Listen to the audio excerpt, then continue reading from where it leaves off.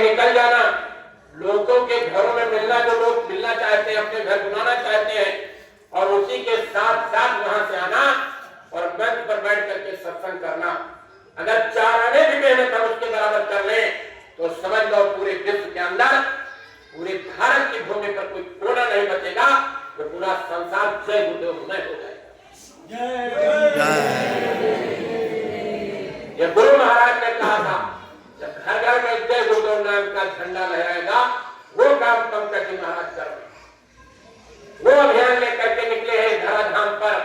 गांव गली मोहल्ला पुरवा नगरा नगरी को छूटने और बचने न पाए, जहां पर जय गुरुदेव नाम का ढिंढोरा न पेट दिया जाए, कल को कोई ये कहने को न पाए कि मथुरा के मंच से बाबा जी ने बैठ करके जो आदेश दिया था, मथुरा के लोगों ने उस आदेश को नहीं माना और हम तक संदेश नहीं पहुंचाए, वरना हमेशा शाकाहारी बन जाते।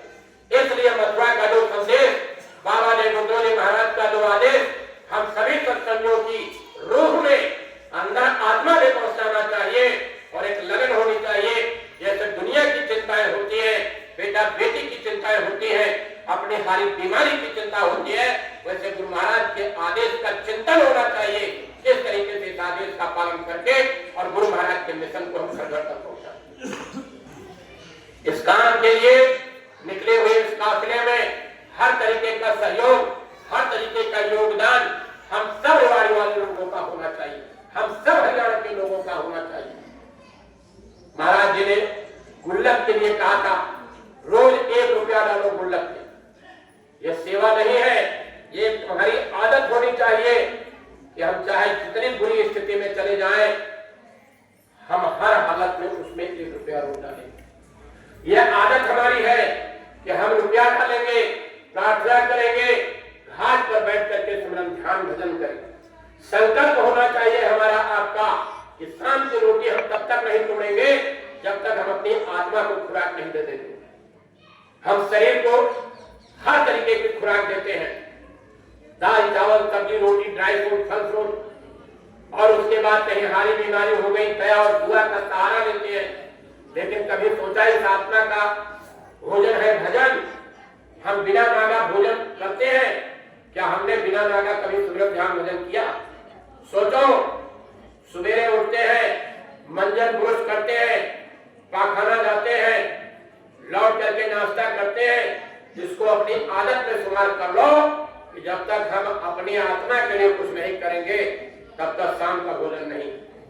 सुबह उठेंगे, समय होगा 4 बजे उठ जाए, सुमिरन ध्यान भजन, अरे सत्संगी भाई बहनों लग जाओ, और नहीं तो दांव चूक गए, मौका चूक गए, तो मानव शरीर जल्दी मिलने वाला नहीं है। जिस मानव शरीर के लिए कहा जाता है बड़ी भाग की मानुष तन पावा, सुर दुर्लभ। ये 33 करोड़ देवी देवता, 9 करोड़ दुर्गा, 10 करोड़ शंभु महाराज, ये सब चाहते हैं कि मानव शरीर हमको मिल जाए, क्योंकि इसी मानव शरीर में तजौ तन निज इच्छा मरना, तन बिन भजन वेद नहीं करना।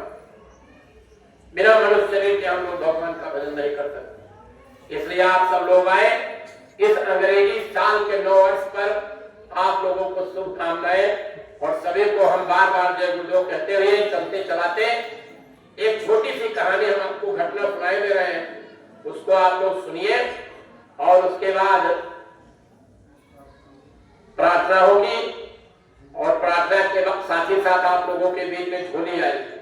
गुरु महाराज ने मंच से कहा था सन 2011 कि इन गायों की सेवा अगर तुम नहीं करोगे, सेवा नहीं दोगे, तो हम इनको खींचोगे, छोड़ूंगा नहीं, कसाई इनको काट देंगे और सबके ऊपर दोष लगेगा, चाहे इनके लिए हमको भीख मांगना पड़े। जब गुरु भीख मांगने के लिए तैयार है तो हमारे लोगों की क्या जिम्मेदारी? मर जाऊं मांगू नहीं अपने तन के काज, परमारथ के कारण मोह ना होए लाज। ये राजस्थान आपके बगल में, यहीं पर एक व्यापारी रहता था, जानवरों का व्यापार करता था, ऊंट और घोड़े का। उसके अंदर एक विशेषता ये थी कि सब जानवरों की भाषा वो जानता था।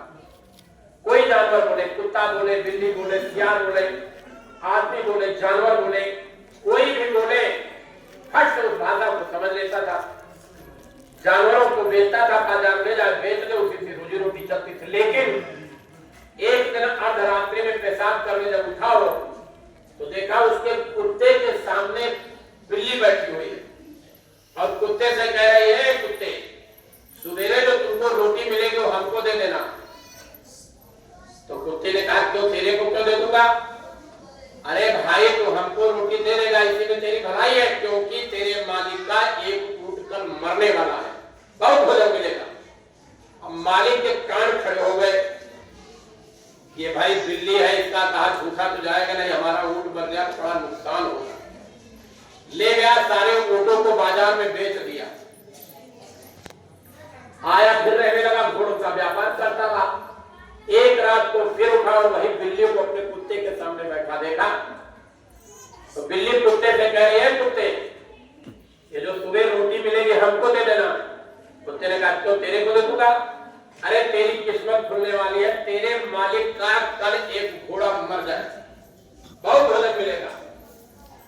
मालिक ने कहा, तो हमारा व्यापारी खत्म हो जाए, और अगर कहीं एक मर गया बड़ा घाटा होगा। सवेरे घर वाली बनवाया, नाश्ता किया और बाजार में सारे घोड़ों को बेच दिया।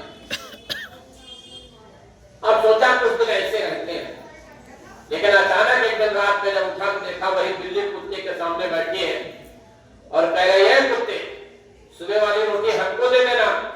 तो कुत्ते ने कहा, क्यों, तेरे को दे दूंगा?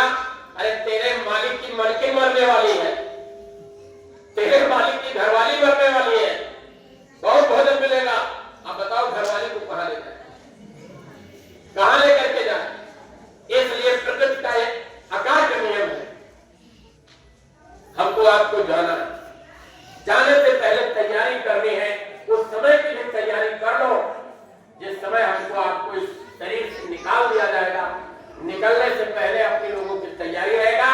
इसलिए सुमिरन, ध्यान और भजन, जिनको गुरु महाराज ने नाम धाम दिया है, गुरु महाराज ने अपने मंच से कहा था, ध्यान से सुनो मेरी बात। गुरु महाराज ने कहा, जिस गुरु ने जिसको नाम दान दिया है उसी के बताए तरीके का सुमिरन, ध्यान, भजन स्वरूप को देखेगा। अगर कहीं गलती में फंस गया तो समझ लीजिए उसको कोई यहां से ले नहीं जा सकता। गुरु महाराज ने जिसको नाम दान दिया है उस नाम रूप सुमिरन, ध्यान, भजन को करेगा, याद करेगा। और जिसको पंकज महाराज दे रहे हैं वो अपने तरीके से करेगा, जो पंकज महाराज दे रहे हैं। ये न समझो कि ये आसान है तो इसको कर लेना। आपकी पढ़ाई थोड़ी टफ थी, आज की आसान कर दी गई है, तो आज वाले में घुसने की कोशिश मत करो कि चलो हम प्रौढ़ शिक्षा बुढ़ापे में हम स्कूल ज्वाइन करेंगे, चलेंगे, पढ़ेंगे। जब गुरु महाराज ने नामदान दिया उस नामदान की कीमत को समझो। इन्हीं बातों के साथ हम अपनी बात को खत्म करते हैं। देखो, एक निवेदन करूंगा, जब कभी भी कहीं भी और सत्संग सुने तो शांति का वातावरण बनाकर चुप बैठो। घंटे 2 घंटे की बात होती है, अगर हम लोग आपस घर की बात गुड़गुड़ गुड़गुड़ करते रहेंगे, मौका मैंने देखा है, मैंने देखा है, अनुभव किया है। 4 थोड़ी बुढ़िया बैठ जाएंगी तो अपने बहू की ही जनाजा निकालने लग जाएंगे, बैठ करके एक दूसरे की बुराई करने लगे। और जहां 4 जवान औरतें बैठ जाएंगी सोचेंगे आज ये अपने सास का राम नाम सत्य कर दिया जाए, सत्संग नहीं सुनेंगे।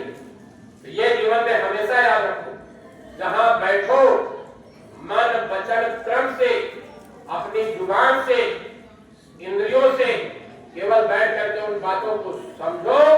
यही बातें तुम्हारे जीवन का वो अंग बन जाएंगी, आने वाले खराब समय से तुम्हारी रक्षा कर लेंगी। ये गुरु महाराज का वचन है। मेरे बच्चा, अगर तुम सुमिरन, ध्यान, भजन करते रहे तो 4 आने की तकलीफ में तुमको निकाल लिया जाएगा। अब समय पूरा हो जाएगा अलग बात है। इसलिए रेवाड़ी के सभी सत्संगी भाई बहनों से हमारी प्रार्थना और विशेषकर निवेदन है, सब लोग मिलजुल करके रजिस्टर महाराज जी की तरफ से जारी हुआ है, उस रजिस्टर में सब लोग सेवा जमा करो।